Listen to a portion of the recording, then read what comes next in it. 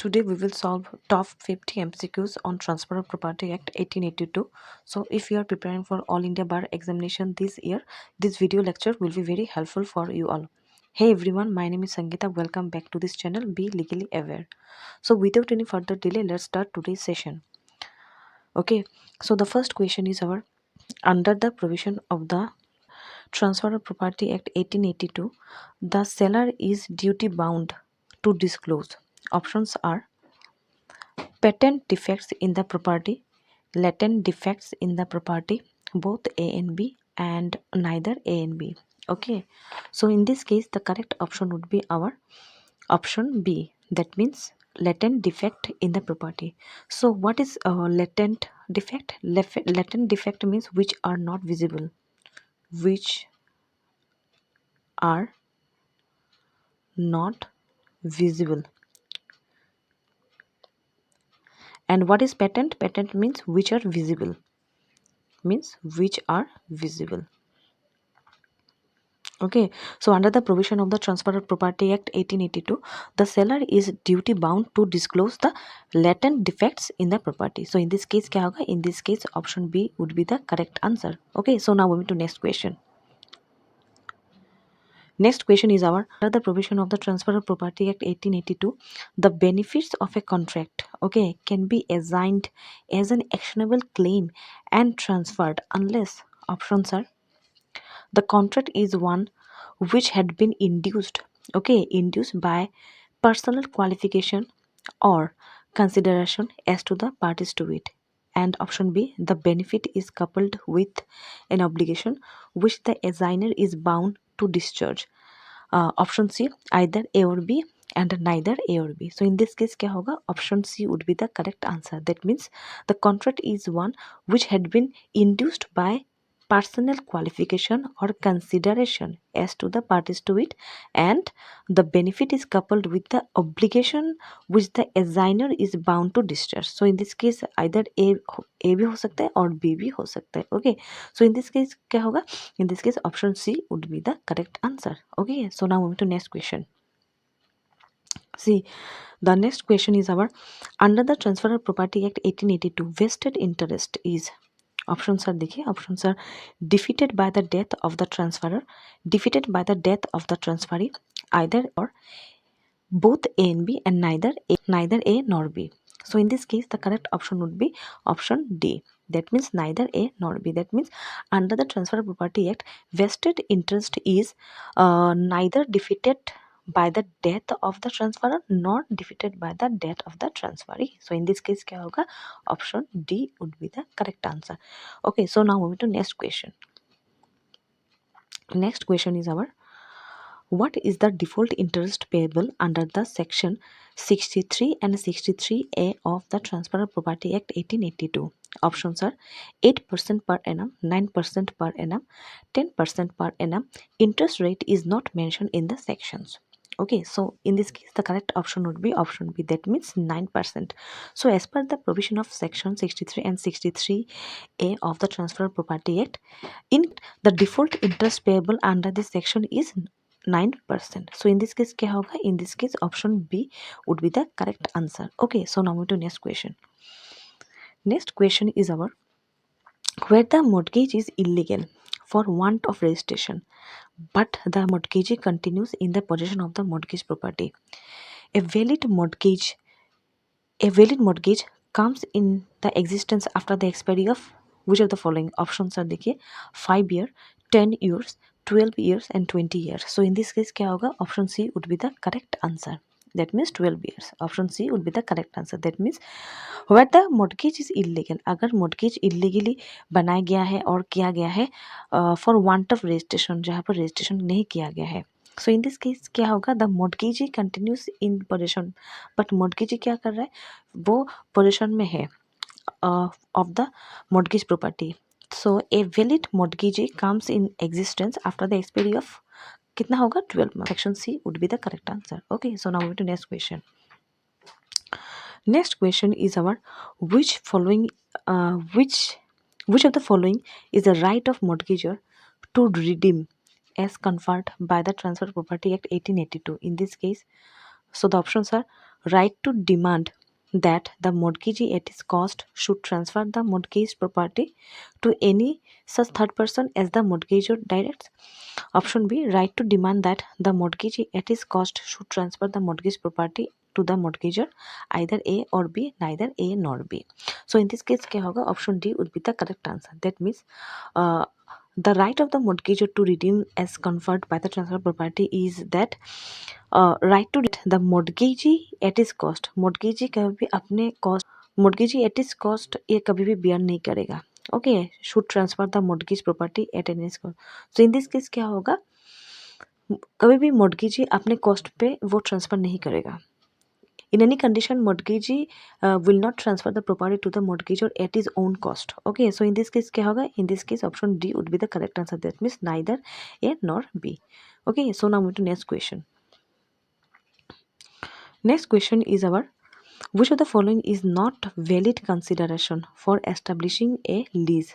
Options are देखिए, rent partly money, partly in kind, a stipulation to pay government assessment or taxes payable by the lessor, a personal agreement by a tenant to pay certain sum or a certain quantity in kind to the landlord, none of the above. So in this case क्या होगा, in this case option C would be the correct answer. That means rent partly in money and partly in pay. This is valid consideration, and a stipulation to pay government assessment or taxes payable by the lessee, this is also valid consideration. But a personal agreement by a tenant to pay certain sums or a certain quantity in kind of the landlord, this is not valid. So in this case क्या होगा, option C would be the correct answer. Okay, so now move to next question.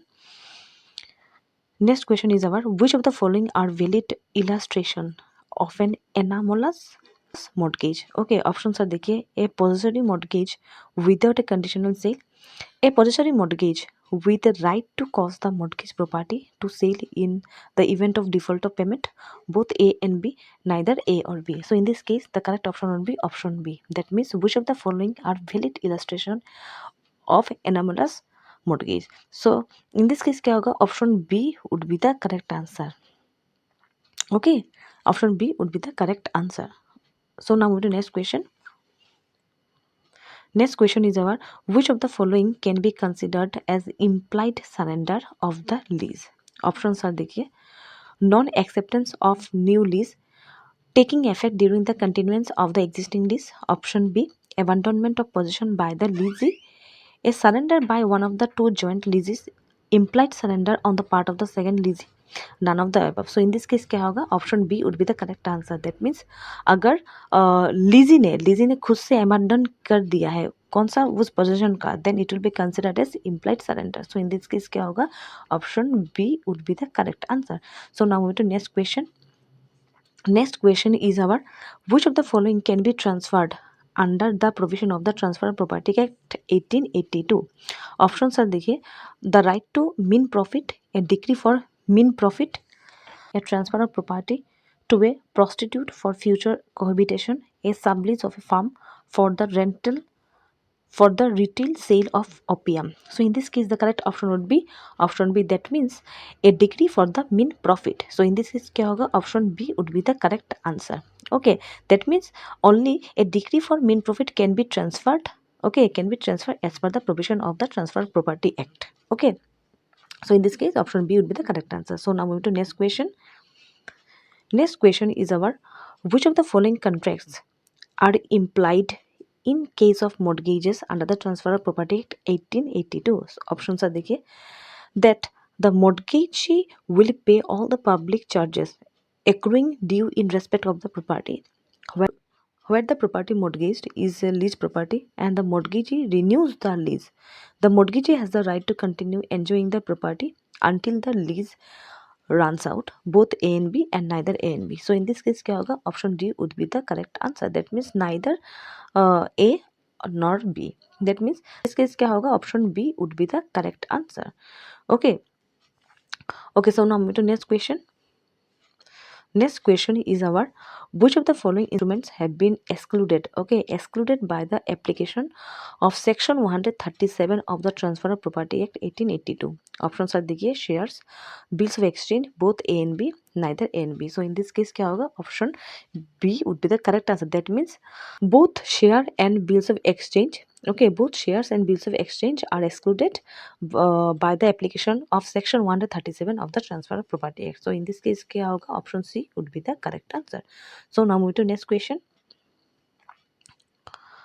Next question is our, which of the following is a valid example of a vested interest as defined by the Transfer of Property Act 1882? Options are देखिए, be a deceased in his will leaves a residential property to C, okay, to be transferred on the death of B's daughter-in-law. B is deceased. In his will left rupees 65,000 to A to be paid on A's 50th birthday. Neither A nor B, and both A and B. So in this case क्या होगा? Option A would be the correct answer. That means valid example of vested interest कौन सा होगा?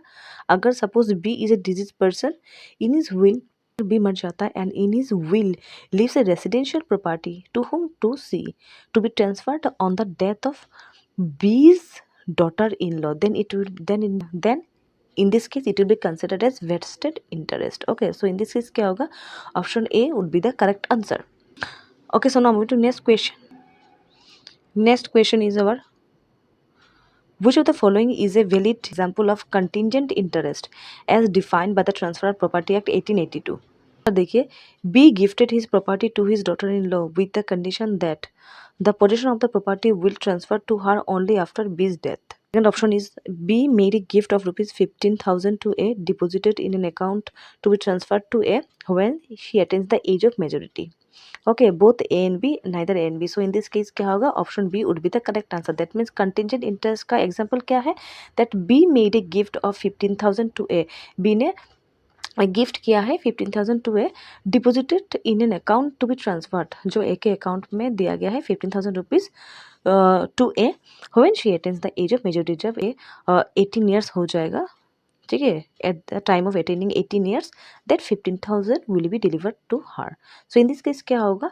Option B would be the correct answer. Okay, so now moving to next question and this is the last question. Next question is about, which of the following is nearest to meaning of the phrase English mortgaged as defined by the Transfer of Property Act 1882? Options are देखिए, where in payment of certain sum by the mortgagee the property passes to him, where there are two sales made, one at the start of the mortgage with the condition that after the mortgage amount is paid back the property will sold back. Option C, where the mortgagee gets the possession of the property with the right of the profit and rents. And option D is where the mortgage is made by submitting the title deed. So in this case क्या होगा? Option B would be the correct answer. That means English mortgage का कौन सा meaning है? where there are two sales, okay, made, one at the start of the mortgage. That means one at the start of the mortgage होने से पहले ये cell किया गया है with the condition that after the mortgage amount is paid back the property will be sold back. So in this case क्या होगा? Option B would be the correct answer. Okay, so this is for all today. If you like this lecture, please like this video and please don't forget to subscribe this channel. In the next video I will continue the remaining top 50 MCQs on Transfer of Property Act 1882. Okay, thank you very much.